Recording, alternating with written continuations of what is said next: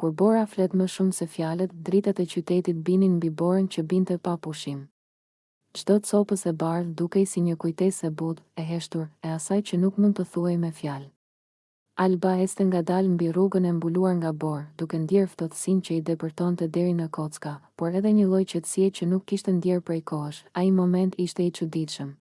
Shtëpia, qyteti, bota e tërë dukeshin të heshtura, si e gjitha të ishte bërë vetëm për ta. Dhe aty, përballë saj, ishin Limi dhe Londrimi. Ata ishin duke biseduar, duke qeshur her pas here, por ishte një lloj qetësie që Alba nuk e kishte parë tek ta prej kohësh. Ajo ndjeu një dridhje të brendshme që nuk mund ta shpjegonte. Zemra i rrite fort dhe mendja e saj përplasej mes dy emocioneve, dhimbjes që vinte nga shikimi i tyre bashkë dhe një dëshire të zjarrt që të afrohej dhe t'i ndante me ta diçka që nuk mund të thoshte me fjalë. Alba i pa sytë e Limit, të fryrë nga pritja, nga zhgënjimi dhe gjithçka që kishte ndodhur mes tyre. Aty ishin edhe shikimet e Londrimit, të qeta por të vendosura, që shprehnin një përkujdesje të heshtur dhe një kujtesë të vazhdueshme, që Alba nuk ishte vetëm, ajo e dinte se momenti ishte i rrezikshëm. Çdo hap që bënte mund të interpretohej. Çdo fjalë e nxjerrë mund të krijonte tension. Por zemra i thoshte diçka tjetër. Një thirrje që nuk mund ta injoronte. Po, murmuriti ajo në vetvete, duke marrë frym thellë. Nuk mund të rri më larg, Bora vazhdonte të binte. Çdo copës që binte mbi flokët e saj, mbi duart e saj, ishte si një kujtesë e pastërtisë, e një mundësie të re. Ishte një moment që i thoshte, ec, Alba. Mos kthe pas. Ajo bëri hapin e parë. Jo shumë larg, por mjaftueshëm që ata ta ndjenin praninë e saj. Londrimi e pa i pari. Shikimi i tij u shtriu mbi të me një kombinim kurështie dhe kujdesi, sikur të kishte kuptuar çdo ndjesi që ajo kishte mbajtur brenda. Alba, tha ai, me një zë të qetë, por të mbushur me pyetje të heshtura. Çfarë po bën këtu? Po vi ata. Ajo ndaloi, sepse zëri i saj u thye nga emocioni, thjesht po vija të jetoja këtë moment. Limi e pa pak nga larg, duke kuptuar se ndonjëherë fjalët nuk mund të përshkruanin gjithçka.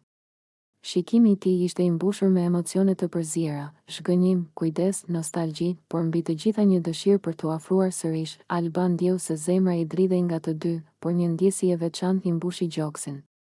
Ishte dëshira për të bashkuar diçka të ndarë, për të shtrënguar diçka që e kuptonte, që e kishte mbajtur në mendime, që e kishte pritur, ose që kishte qenë aty kur kishte pasur nevojë. Do të nisi ajo, por pastaj heshti. Lotët i rridhnin lehtë në përfaqe, duke i bërë sytë të shkëlqenin në Borë, ndërkohë Limi e kuptoi se ajo donte të shprehte diçka më shumë se fjalët. Ai u afrua, por jo për të ndërhyrë. Ai e la hapësirën e duhur, duke kuptuar se momenti ishte i saj. Londrimi, nga ana tjetër, qëndroi pak më larg, duke respektuar dhimbjen dhe vendimin e saj. Alba mori frym thellë. Zemra i rrite fort. Dhe për një sekond të vetme, gjithçka u ndal, Bora, dritat, zërat e qytetit. Vetëm 3 shpirtra dhe një moment i pafajshëm ku mund të përballeshin me ndjenjat e tyre. Ajo ju afrua Limos dhe, pa fjalë, e shtrëngoi fort. Një shtrëngim që nuk kërkonte fjalë, që tregonte më shumë se çdo bisedë që kishin bërë. Një shtrëngim që thoshte, unë jam këtu. Unë kam qenë duke pritur. Dhe ndoshta, edhe ti mund të kuptosh se nuk jam larg. Limi e ndjeu menjëherë atë energji. Nuk ishte vetëm një përqafim i zakonshëm. Ishte një komunikim i heshtur, një mënyrë për të ndarë dhimbjen, shpresën dhe ndjenjat e prapambetura. Ai e shtrëngoi lehtë, por me një ndjesi të thellë, duke i treguar se ishte aty. Londrimi e pa këtë moment dhe buzëqeshi me një ngrohtësi të brendshme. Ai nuk ishte xheloz, nuk ndjehej i larguar. Ai e kuptonte fuqinë e këtij çasti. Kuptonte se ndonjëherë shpirtrat lidhen jo me fjalë, por me shtrëngime, me praninë e heshtur, me një moment që mund të ndryshonte gjithçka. Bora vazhdonte të binte rreth tyre, por nuk ishte më ftohtë. Nuk ishte më vetëm një sfond i qytetit. Ishte diçka që i bashkonte, që i bëri të ndiheshin të gjallë, të kuptuar dhe të lidhur me njëri tjetrin në një mënyrë që nuk mund të përshkruaj. Alba e ndjeu atë energji dhe për një moment heshti plotësisht. Lotët i ranë, por jo si dhimbje. Ishin një dëshmi e forcës dhe pranisë, një mënyrë për të thënë se ndonjëherë nuk ka nevojë për fjalë. Vetëm përqafimi, shikimi dhe pranimi i ndjenjave të tjera janë të mjaftueshme. Limi dhe Alba qëndruan aty për disa çaste të gjatë, ndërsa lëndrimi qëndronte pak më larg, duke i lënë të dy të përjetonin momentin.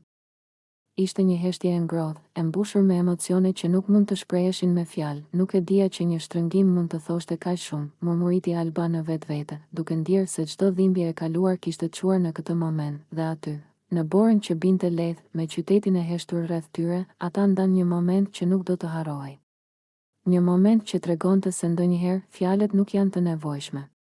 Vetëm pranimi, përqafimi dhe pranimi i ndjenjave janë të mjaftueshme për të kuptuar njëri tjetrin.